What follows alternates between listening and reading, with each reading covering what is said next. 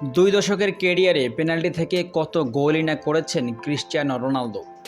তবে একটি পেনাল্টি থেকে গোল করতে না পেরে আবেগ ধরে রাখতে পারেননি। অনেক কান্না করেছেন।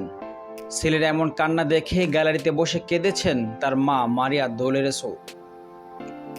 গত রাতে ফ্রাঙ্কফুর্টে ইউরোতে শেষ 16 লড়াইয়ে স্লোভেনিয়ার বিপক্ষে কিছুতেই গোলের দেখা পাচ্ছিল না পর্তুগাল। 4টি ফ্রি কিক নিয়েও বল জালে পাঠাতে পারেননি রোনালদো। নির্ধারিত সময় শেষে ম্যাচ গড়ায় অতিরিক্ত সময়ে। সেখানেই বড় সুযোগ পেয়ে যায় পর্তুগিজরা। জোটাকে ডি বক্সের ভেতর স্লোভেনিয়ান খেলোয়াড়রা ফাউল করলে পেনাল্টি পায় পর্তুগাল। স্পট কিক নেন রোনালদো। অন টার্গেটে জোরালো শটও নিয়েছিলেন, কিন্তু বাসপাখির ক্ষিপ্রতায় বল রুখে দেন স্লোভেনিয়ার গোলরক্ষক ইয়ান নবলাক। আবেগটা তখন ধরে রেখেছিলেন CR7। তবে অতিরিক্ত সময়ে প্রথমার্ধ শেষ হতেই কান্না থামাতে পারেননি। কেঁদে ওঠেন শিশুদের মতো। এ সময় সতীর্থরা তাকে সান্ত্বনাও দেন। রোনালদোর কান্না দেখে গ্যালারিতে বসে কেঁদেছেন তার মাও।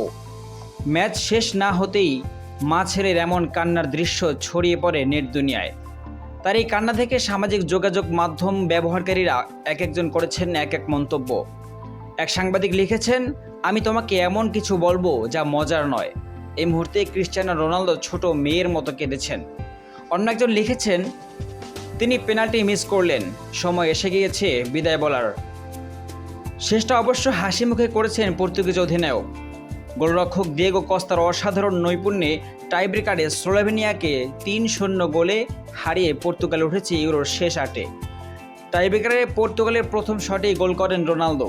সেই গোলের পর হাত জোর করে সমর্থকদের কাছে ক্ষমাও চান তিনি। কঠিন এক ম্যাচ শেষে আবারও কান্না ভেজা চোখে রোনালদো বলেছেন, শক্তিশালী লোকেরও একদিন খারাপ দিন আসে।